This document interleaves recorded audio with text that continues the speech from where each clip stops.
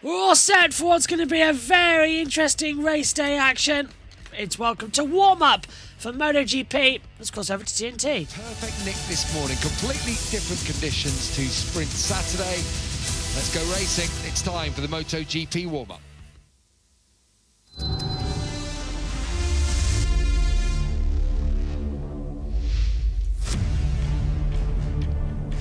Good morning from here in the north of the Netherlands. It's a beautiful day here as the drone flies over the first corner at the harbour. The stands are starting to fill up. I expect we're going to get a bumper crowd. We have pretty much every visit that we come here to this legendary old venue, which looks in fine nick this weekend. As you can see, air temperature's 22, track already at 32, and that is going to be the talking point over the next 10 minutes of action out on the racetrack, because there's going to be a fair amount of serious testing going on, trying to work out what conditions will be like for today's 26-lap MotoGP race. Of course, before that, we're going to go racing with Moto3. That will be a belter, trust me, always is around here at Assen.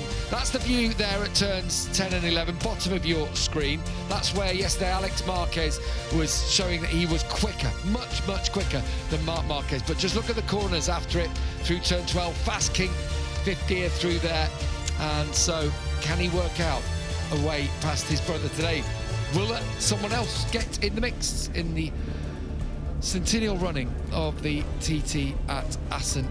Neil Hodgson is alongside me for this warm-up this morning, and it's quite an important warm-up, this one, isn't it, today? Yeah. Conditions are completely different. We've come to the track this morning. It's hot and humid, like it can be here sometimes, but we've not had it at all this weekend. So I think the riders will have an opportunity to try the stiffer, harder compound tyres, and it will feel completely different. So we're into a bit of a voyage of the unknown. So it is a really important 10 minutes. Yeah, if you haven't been with us throughout the weekend, when we turned up at the track on Friday morning, it rained.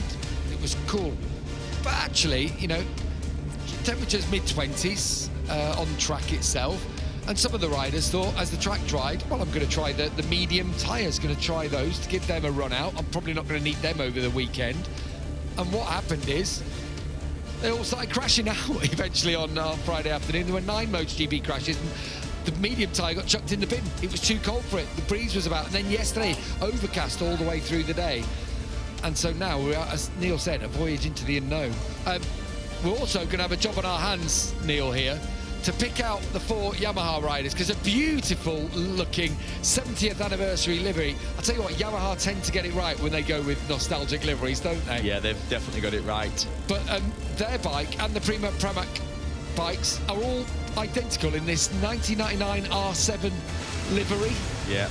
Bit of a hark back to the good old days, Neil. Yeah. Right, your era. In my era, it reminds me of Noriyuki Haga, who could ride the wheels off that R7. Wow, he was fantastic that season in '99. What a year that was for World Superbikes. Yeah, so that's the echoing of 70th anniversary for Assen, and whether it be the yellow Bumblebee speed blocks they've done, the red and white speed blocks they've had in the past, or this livery, I do like a retro Yamaha livery. They have got it right, like you say. Looks cool. The problem is we're going to have as commentators picking them all out, because they all look the same. They've all got a black number on the front, so we're going to have a good look this morning at who's got what. Marc Marquez victorious. I mean, we should have known, shouldn't we? From the second row of the grid, 9 sprint win out of 10. He actually, did you see the, I don't know if any of you people at home might have seen it. Did you see, Neil, the little interaction between himself and Fabio Quartararo? No. About turn 1? No. Fabio sort of almost apologised to him, and Marc was like, no, I put myself on the outside, so, you know, nothing to apologise for, because obviously Marc then went over the curve and what have you.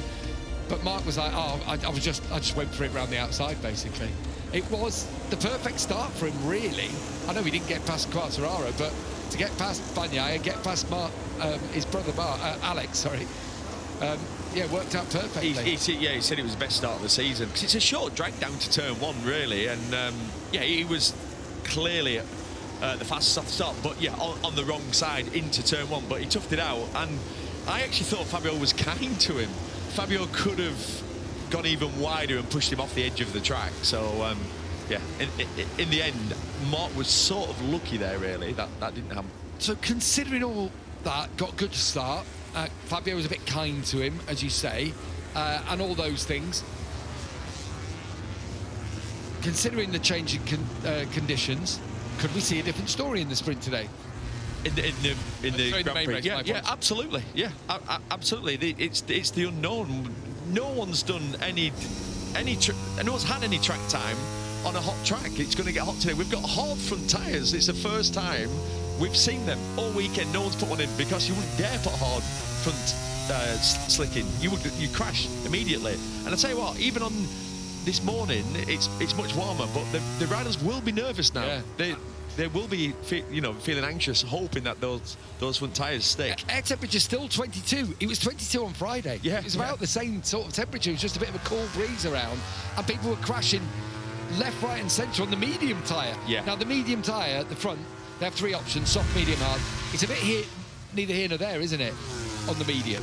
So, but it's definitely not going to be as hard as this harder option. I know it's about construction, the compounds are all similar and what have you. But yeah, they'll have to respect it this morning. That's a word. Respect. Certainly on the left-hand side, there's not as there's not as many left-hand corners, and certainly that fast penultimate corner where we saw Mark crash on Friday. I've heard a lot. I've read a lot. I've seen a lot of Alex Marquez. Well, not hate is completely the wrong word, but being urged to throw it at Mark a bit more, rough him up, or give it a bit harder to him. Could he have done that yesterday? It looked like there wasn't really an opportunity. Alex Marquez was clearly faster around the back of the track. Around 10 and 11. Yeah, around 10 and 11, yeah. Like a slot, yeah. But the reality is you can't pass in that corner because you're fully committed. Then the next straight's really small into that sort of fast kink, so you can't get. He couldn't get alongside Mark. I'll tell you what I found really interesting after the race, and both Marquez brothers were talking. It sounds like they've got a completely different setup on their Ducatis. I know one's, obviously Alex is on the 24, Mark's on the 25 model. Mark always, and he's always done this throughout his career, has his bike set so he can brake later than anyone. That's how he has his bike set. It's always a payoff. The payoff is usually if you've got a bike set like that, it's not as good. The bike doesn't turn as well. And you could see the 2 different setups. Alex Marquez's bike was turning so much better. He could carry more corner speed, but he couldn't pass in that area. Then you get to any braking zone, and Mark could brake what looked like 5 bike lengths later every time. So it was we had the yo-yoing effect, but there was definitely not a chance for him to overtake. That's a really good explanation, Neil, of explain how, however much faster he can be, you need to be strong in the braking area to get through, and that's where Mark is the strongest. Yeah. And that's something Mark's worked on throughout his career. That's why he almost had the Honda designed around him, because he did. And nobody else could ride it. No one else could go fast on the Honda, as we witnessed. And I'll tell you another thing which I found really interesting. Mark said, I won the sprint today. I wasn't the fastest, but I just made sure I just blocked and no one could pass me. Basically, that's what he said. That's what you're supposed to do. I rode defensively the whole race. Yeah, so right, how do they beat him today then? How does Fabio Quartararo beat him? How does Bagnaia get there? I'm thinking Marco Bezzecchi's got as good a shout as any. Well, the good news is they can, but they have to get in front of him off the start. Mark's starting from 4th, so they have to hope Mark doesn't get a good start. And what they have to do,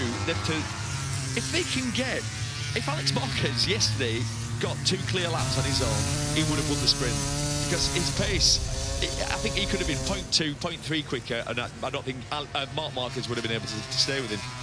But he couldn't get in front of him because of what we've just explained. Right, so I'll say one more thing on it. Please trust me. If Alex could pass his brother, he would. Just trust me that Alex wants to be the MotoGP world champion. And if you think he doesn't, then I don't know, you're on another planet. There's people going around saying, no, he'll be happy just to finish second in this world championship. He won't. He wants to be world champion, of course he does. Yeah, it's a motorcycle race. Yeah. At the end of it. Yeah.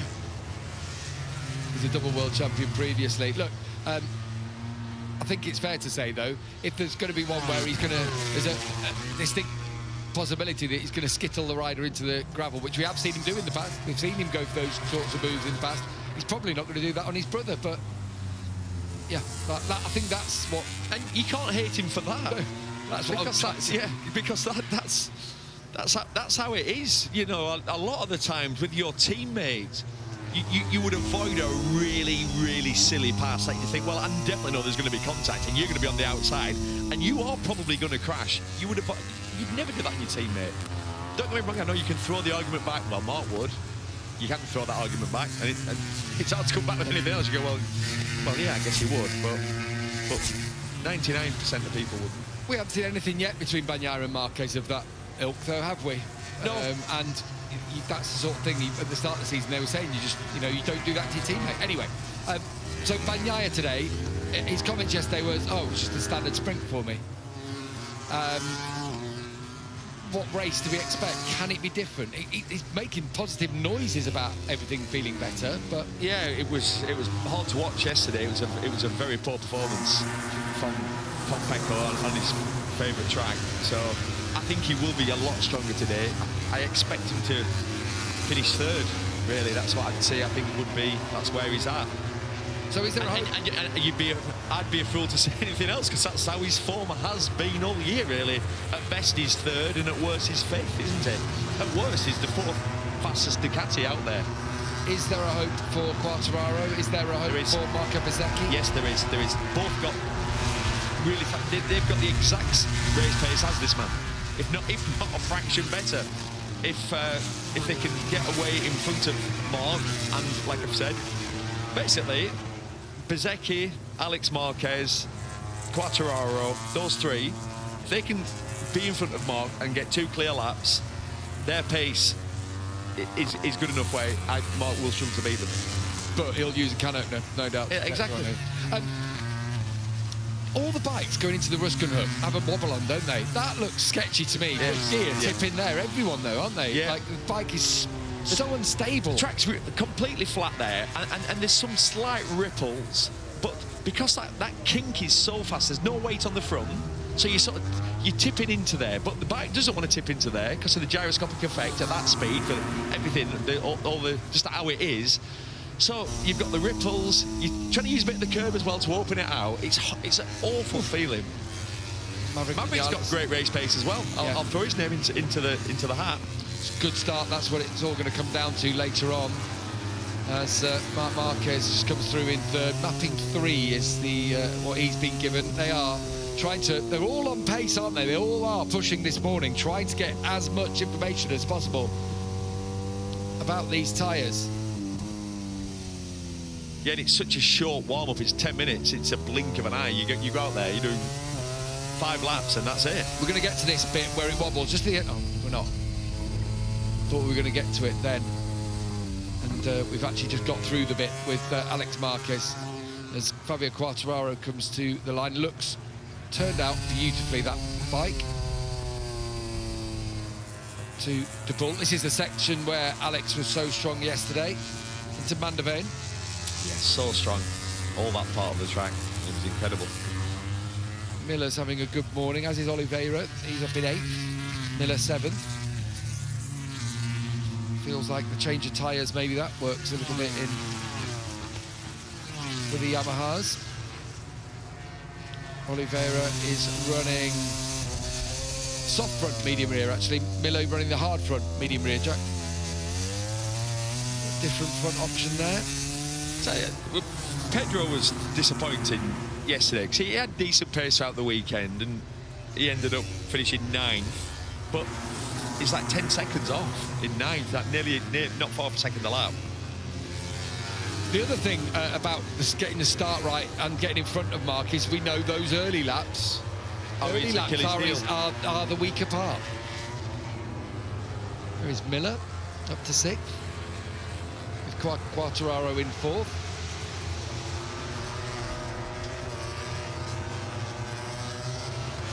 So good. I like how they've all tied in the colours with their helmets. That looks good. That runs out. We're singing exactly the same. Doesn't help us. No, yeah, so different colours, different helmets, different numbers, fonts. Or the same font, but are they all the same font? No, they've got their original fonts, but right. you know, like Jack hasn't got the Aussie flag in it. And here we are with Alex Marquez. He's had a really good morning session here. Soft front still in for Alex. Letting others do the donkey work with the hard front. Soft still could be an option. They have put race distances on tyres. Of all the tracks where softs could be the option, this is the one in hot conditions, because it's not a heavy braking track. You've only got, well, this is the last corner and the first corner are the two real heavy ones.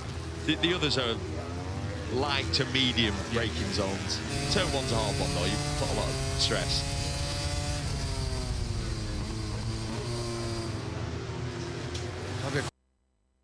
So the checker flags come out then. The session is over. My thanks to all of you for joining us. Join us later on, though, when we go racing. Ready to go as well here at the TT Assen for all of the action from the Moto3.